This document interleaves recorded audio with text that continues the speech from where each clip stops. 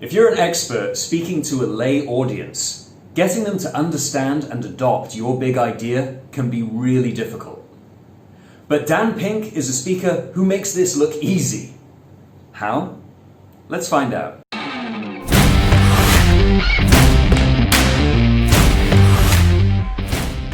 Hi everybody, MJ speaking here, helping you give presentations that get people on board. In this 4-part series, we'll be breaking down Dan Pink's TED Talk, The Puzzle of Motivation. It's one of the top 20 TED Talks of all time, so if you want to watch the whole thing, you'll find a link in the description below. In this episode, we'll be examining what Dan does to make his big idea sticky. By sticky, I mean clear and memorable for the audience. So if you're an expert in your field trying to share your insight with non-experts, there are 6 things that you can learn from Dan Pink. Lesson number 1, use case studies.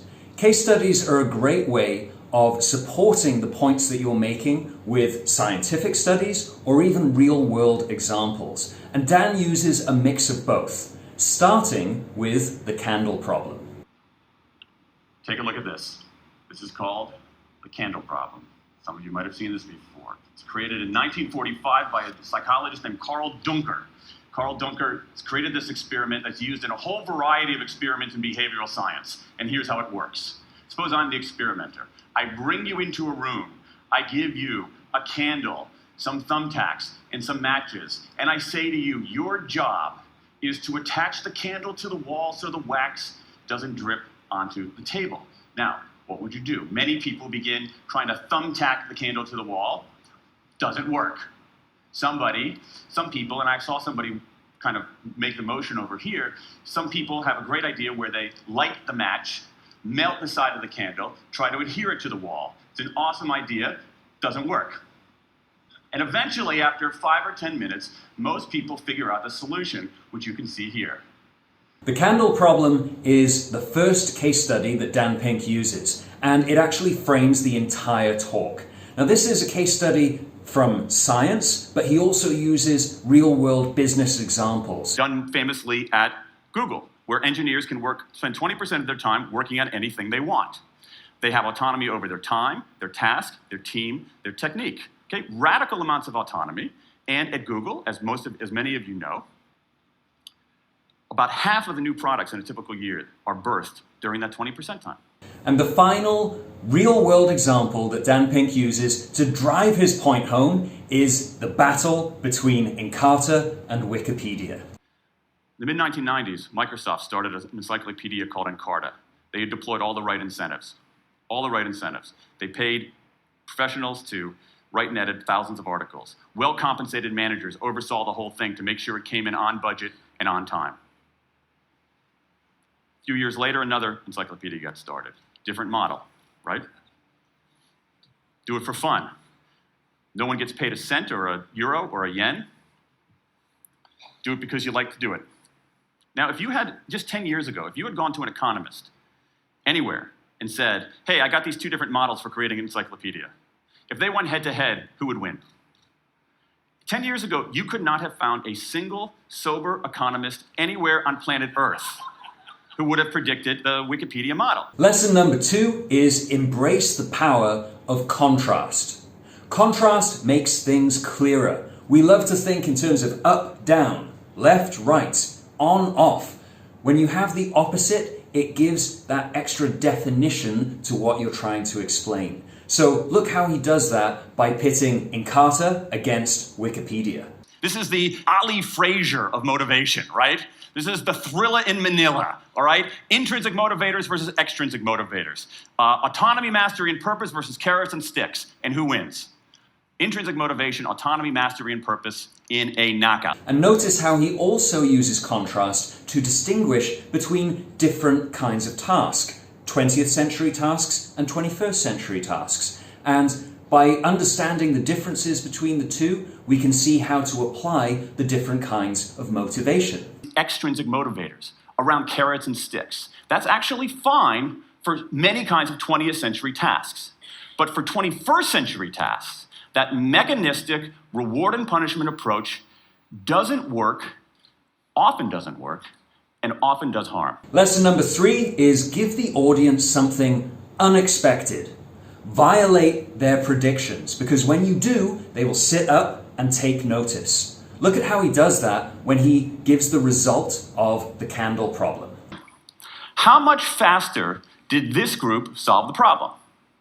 Answer: it took them on average 3.5 minutes longer.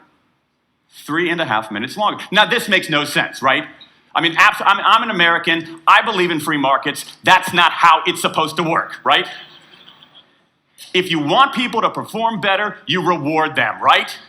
Bonuses, commissions, their own reality show, incentivize them. That's how business works. But that's not happening here.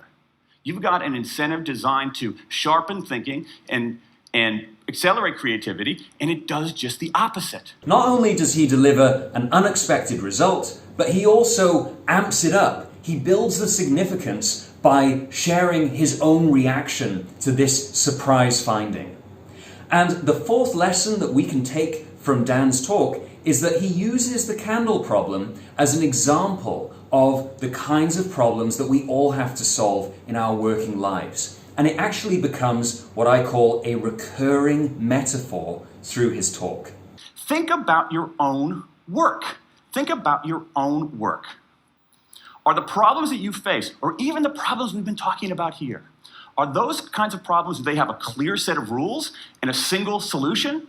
No. The rules are mystifying. The solution, if it exists at all, is surprising and non-obvious. Everybody in this room is dealing with their own version of the candle problem. Lesson number 5 is use a soundbite, a memorable phrase that serves as the anchor for your entire talk, something that you can keep coming back to again and again, like this. A mismatch between what science knows and what business does. There's a mismatch between what science knows and what business does. There's a mismatch between what science knows and what business does. Finally, lesson number 6. Present your solution in a thoughtful package. The audience probably agrees that intrinsic motivation is the way to go, but they probably have no idea what that looks like in practice. And so Dan gives them 3 principles that they can apply to their businesses. That new operating system for our businesses revolves around 3 elements: autonomy, mastery, and purpose. So there you have it, 6 things that you can do, just like Dan Pink, to make your ideas stick. 1. Exemplify and support your claims using case studies. 2. Highlight the contrast. 3. Give them something unexpected, something that goes against their predictions. 4. Use a metaphor that everyone can relate to. 5. Use a soundbite, something that will be the anchor for your entire speech. And 6. Package your solution. Be thoughtful. Give the audience something practical to take away and apply. Now, of course, there's so much more that we can learn from studying Dan's talk. So in the next video, we'll be looking at what he does to be extra persuasive.